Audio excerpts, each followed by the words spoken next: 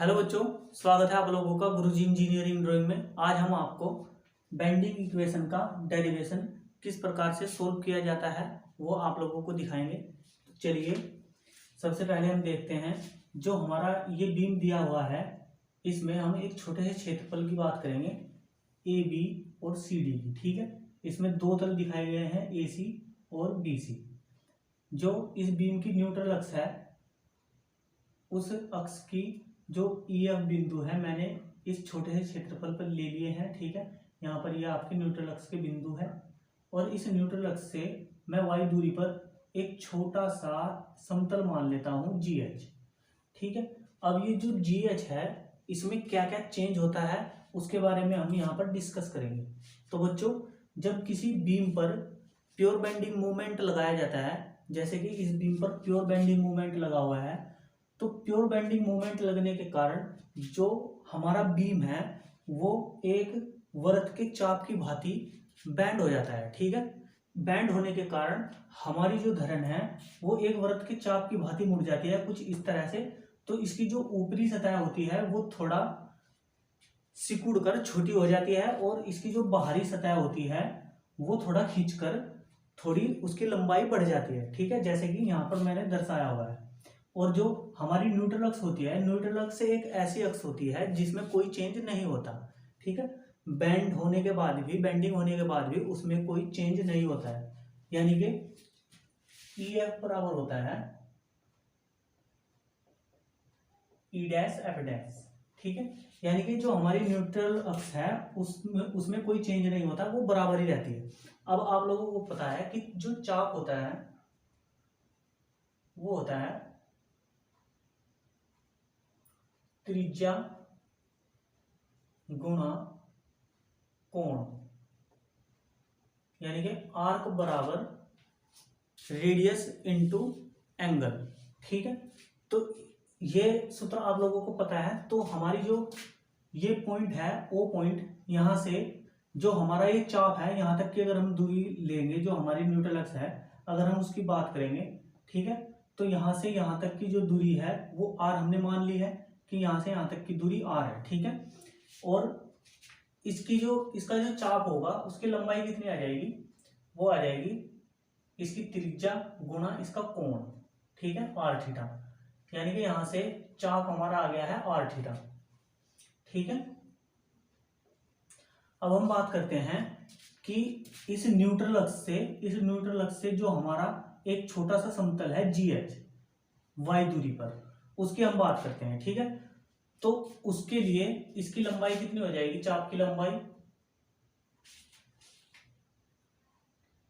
जी dash H dash की लंबाई ये हो जाएगी। पहले तो देखिए यहां से इसकी त्रिज्या कितनी हो जाएगी, आर प्लस वाई हो जाएगी, आर प्लस वाई, और गुणा इसका एंगल जो है यानी कि थीटा, तो ये हो जाएगा r plus y into theta. तो यहां तक की लंबाई आपको पता चल गई है, यानी कि हमें जी डैश एच डैश की लंबाई भी हमें पता चल चुकी है। ठीक है, क्योंकि यही चेंज होगी, जो आपकी न्यूट्रल अक्ष है वो तो चेंज नहीं होगी, वो तो जो की तुम है, लेकिन जो हमारी जी डैश और एच यानी कि जो हमारी जी एच की जो लंबाई है ये चेंज हो जाएगी जी डैश एच डैश में। ठीक है, तो हमारा चेंज इतना आ जाएगा। और आप लोगों को पता है कि विकृति क्या होती है, विकृति होती है कि लंबाई में परिवर्तन बटे उसकी जो प्रारंभिक लंबाई होती है वो अनुपात हमारा विकृति कहलाता है। तो विकृति क्या होता है,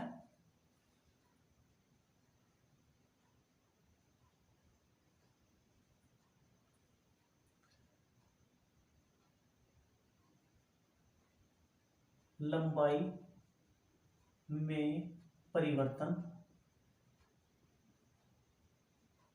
बटे प्रारंभिक लंबाई।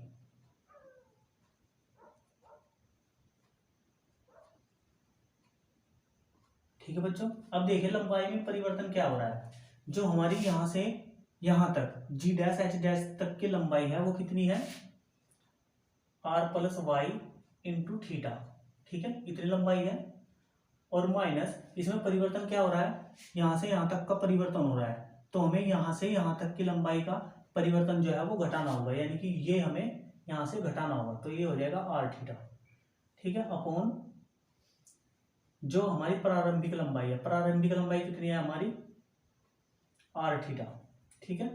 तो चलिए इस थीटा के अंदर गुणा कर लेते हैं, ये हो जाएगा r theta plus y theta और minus r theta upon r theta, ठीक है। इस आर थीटा से आर थीटा कैंसिल आउट हो जाएगा, तो ये हो जाएगा y theta upon r theta, theta से थीटा कैंसिल आउट, यहाँ बच जाएगा वाई अपॉन आर, तो ये आ गया है ई बराबर वाई अपॉन आर, ठीक है बच्चों। तो यहाँ तक की बात क्लियर है।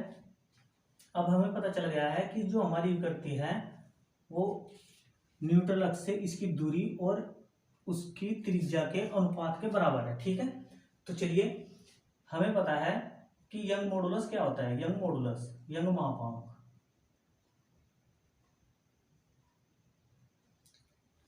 यंग मॉडुलस होता है हमारा स्ट्रेस अपॉन स्ट्रेन, ठीक है। इसका मान ई होता है और इनका मान होता है सिग्मा अपॉन ई, ठीक है। तो यहां से हम ई का मान निकाल लेते हैं, ई का मान आ जाएगा ई बराबर सिग्मा अपॉन कैपिटल ई, ठीक है बच्चों। तो अब देखिए यहाँ पर ई बराबर वाई अपॉन आर है और ई बराबर ही सिग्मा अपॉन ई है, तो ये दोनों के दोनों बराबर मान है ई के, तो हम इन दोनों मान को बराबर रख लेंगे, ठीक है। तो बराबर रखने के बाद ये क्या आ जाएंगे,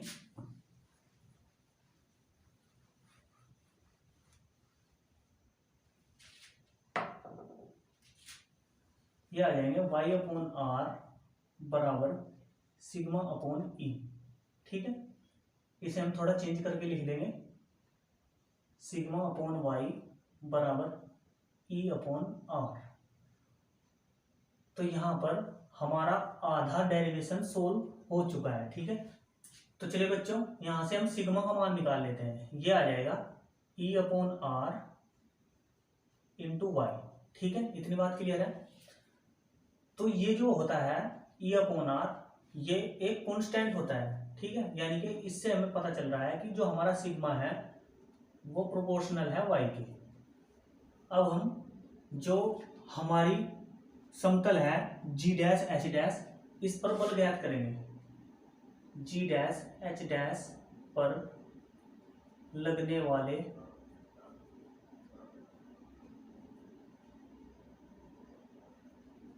बल का मान, ठीक है।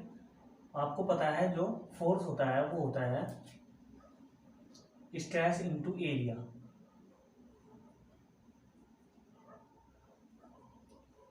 एरिया हम छोटा एरिया है क्योंकि हमारे पास ये बहुत ही छोटा एरिया है, इसलिए हम इसे डी ए मानेंगे, ठीक है।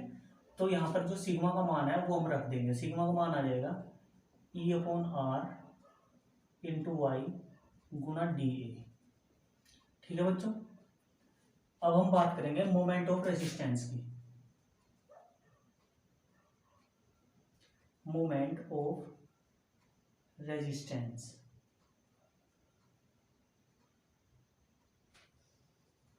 एम इज इक्वल टू होता है एफ इंटू वाई, ठीक है, बल गुना दूरी। तो चूंकि ये बहुत ही छोटा क्षेत्रफल है इसलिए इसे हम डीएम मानेंगे, ठीक है। तो डीएम इज इक्वल टू हो जाएगा, एफ का मान हमने अभी निकाला है ई अपॉन आर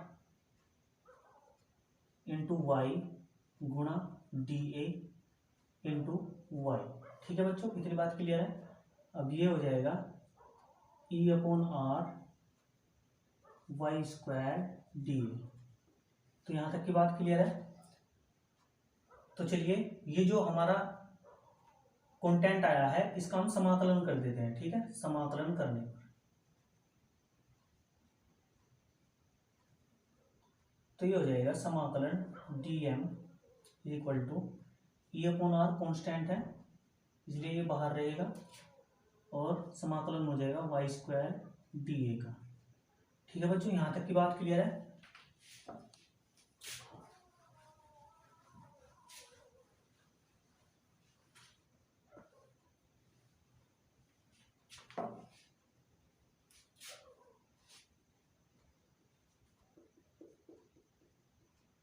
ये आधा डेरिवेशन हमने सोल्व कर लिया है यहाँ पर, ठीक है। तो ये मैंने यहाँ पर उतार लिया है। तो ये देखिए, आपने समाकलन पढ़ा होगा कि यदि हम किसी का भी समाकलन करते हैं, ठीक है, अगर हमारा कोई कांस्टेंट है उसका जब हम समाकलन करते हैं तो उसका हल होता है x प्लस सी, ठीक है। लेकिन यहाँ पर हमारी c की कोई वैल्यू नहीं है, इसलिए हम इसे x ही मानेंगे।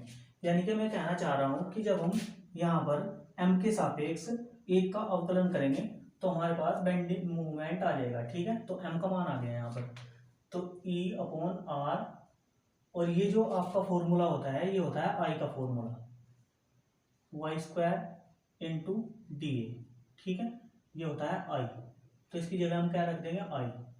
तो यहाँ से ये I मल्टीप्लाई कर रहा है तो इधर आकर डिवाइड करेगा तो ये हो जाएगा m upon I is equal to E upon R, ठीक है। तो हमने E अपॉन R का मान पहले भी निकाला हुआ है, सिग्मा अपॉन वाई, ठीक है।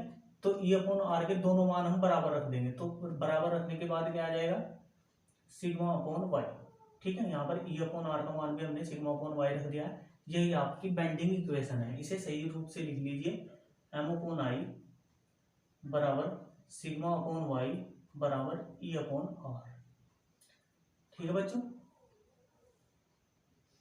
इसमें जो m है वो आपका बेंडिंग मोमेंट है, I जो है वो आपका जड़त्वाघूर्ण है, सिग्मा जो है वो प्रतिबल का मान है, y दूरी का मान है, E यंग मॉडुलस है और R इसकी त्रिज्या है, ठीक है। तो ये सभी के सभी पॉइंट आपको याद रखने हैं। जब आप इन सभी पॉइंट के बारे में याद रखोगे कि इनमें से हर एक पॉइंट के बारे में आप लोगों को पता होगा, तो आप इसके ऊपर जो डेरिवेशन आपके एग्जाम में आ सकता है और आपकी जो बुक में जो क्वेश्चन है इस डेरिवेशन के ऊपर, ठीक है, इन सभी पॉइंट्स के ऊपर जो आपके क्वेश्चन है उन सभी क्वेश्चन को समझने के लिए आपको आसानी होगी और उन्हें आप आसानी से कर पाओगे, ठीक है। तो ये था बच्चों आज का हमारा लेक्चर। तो आपको ये वीडियो कैसा लगा? यदि आपको हमारा वीडियो पसंद आया हो तो इसे ज़्यादा से ज़्यादा शेयर कीजिए और हमारे चैनल को सब्सक्राइब करना ना भूलिएगा। जय हिंद।